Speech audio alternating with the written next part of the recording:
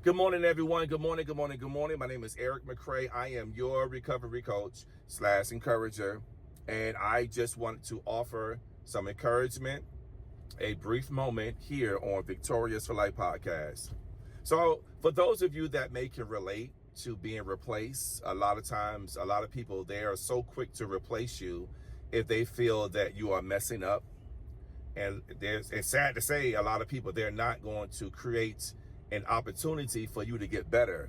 I believe for a lot of people that it's just easier to replace you than to create an opportunity for you to get better.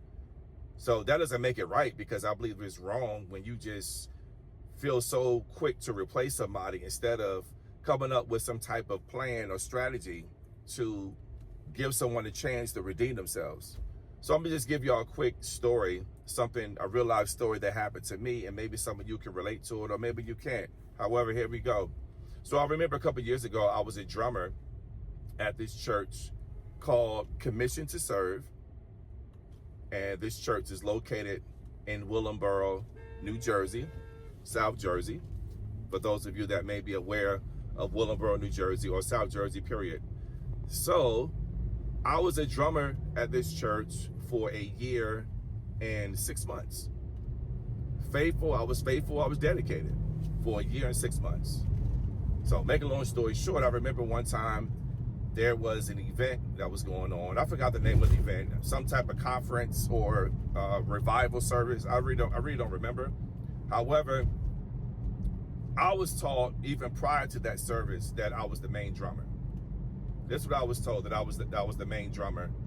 And so I am thinking that I'm going to play tonight. Come to find out, it was another drummer that replaced me at that particular service. Now, the pastor at that time, she didn't even tell me that I was replaced. She didn't even have no conversation with me at all. That's one thing I would say that's facts. She never had a conversation with me about it. So when I came to the church, I asked her what was going on. She just told me to play the bongos. She really didn't take time out to have a conversation with me at all. She really didn't. And so I went along with it. I played the bongos. But, bottom line is that I felt I was offended for a while after that. So it was another pastor that was friends with this particular pastor. And I had this conversation with her and expressed to her how the way I felt. So she told me the truth. She said the reason why that pastor replaced you was because she told me that she didn't feel that you was anointed enough. This is what she told me, that I wasn't anointed enough. Now, the drummer that she replaced me, my personal opinion, he was not all that. He wasn't that great. One, he couldn't even keep up with the tempo. He was dragging far as the tempo. However, that's besides the point. The point is that if she was going to replace me, or she was concerned that I was so-called not anointed enough, my thing is that why you didn't pull me to the side and have a conversation with me about it? Why would you just feel the need to replace me instead of pulling me to the side to talk to me? And I thought that, that me and this pastor, which is a woman, we had a better rapport with each other. Obviously, we didn't. And these were the moments like this where it led up to the reason why I left this ministry, Commission to Serve, why I left Commission to Serve, because I didn't like that. And then, I've started to realize that she was a liar. This pastor was a liar. Just because somebody is a pastor, whether it's male or female, one of the things that I learned is that you still have to be cautious on what you say to a pastor.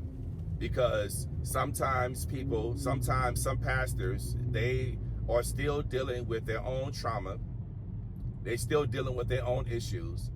And depending on what you tell that pastor, if it relates to their trauma, then they tend to judge you off of it. Now, I got off topic a little bit, but I would actually I'm going to touch back on that. However, the bottom line is, so I can get back on topic, that it's sad that a lot of people, they're so quick to replace you instead of helping you to get better. And I would appreciate it that not only she would have talked to me about whatever concern she had, if I'm lacking far as my skill level on the drums and she wants me to get better, then tell me that. It doesn't make no sense for me to come to the church and I'm shocked and I'm not prepared that you already called in another drummer to replace me. But you told me that I was the main drummer, and I was the house drummer, I was the church drummer.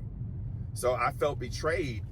Come on. I felt betrayed. Excuse me, y'all. These people, the way these people are driving, I felt betrayed as a drummer, as a man. So at some point I decided to really consider, leaving that ministry, and that's exactly what I did. Well, however, it was a lesson learned, and I just wanted to give other people encouragement that can relate to this story, this scenario, because a lot of people, whether you're a musician, at work, anything that indicates that you are doing something to be productive, sometimes we can go into a situation we're doing very good, and then sometimes something happens and we start to slack, and our production level starts to slack, or our skill level starts to slack or get watered down. That doesn't mean that we need to be replaced. That means that someone need to pull us to the side and have a conversation with us, and to question why are we slacking, what's going on, because you don't play like you used to. Whatever you used to do to indicate that you are productive, you're no longer doing it at a very high level. So I believe that conversation is needed. The problem is that a lot of people, they're so quick to replace you. Like I said before, it hurts to be replaced. It hurts. A lot of people will remind you that you can and will be replaced. Now, if you are the type of individual, where you are stubborn and you have no desire to get better, then I believe that the consequences of being replaced is needed. So, however, for individuals like myself, where you are motivated to get better and you are willing to get better, and you have an attitude that you want to get better, then you can work with someone like myself, or someone that's similar to myself.